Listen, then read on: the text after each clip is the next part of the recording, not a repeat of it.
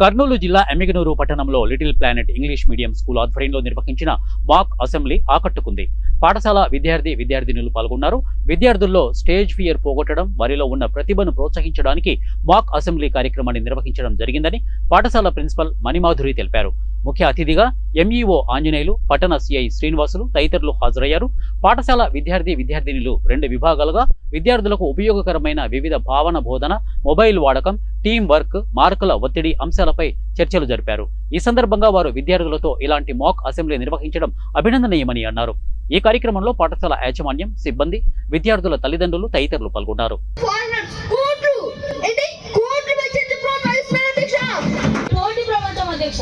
Competitive exams లో రాణించాలంటే prayer తట్టుకోవాలి అధ్యక్ష.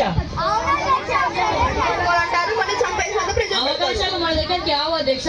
మనమే అవకాశాలు కల్పించుకొని ముందుకెళ్ళాలంటే కొంచెం ఒత్తిడి అవసరమే అధ్యక్ష. అపోజిషన్ వాళ్ళు చెప్పినట్లే అన్ని స్కూల్స్ లో కాన్సెప్ట్ ఎడ్యుకేషన్ అందిస్తే అంతకంటే సంతోషం ఏముంటుంది అధ్యక్ష. 2020 ప్రకారం ఒత్తిడి లేని విద్యను కూడా ప్రతిపాదించడం జరిగింది. నైపుణ్యాల ఆధారంగా విద్యలో సమగ్ర మార్పులు తెస్తాం అధ్యక్ష. కానీ అధ్యక్ష, ఈ మంత్రులు, ఉపాధ్యాయులు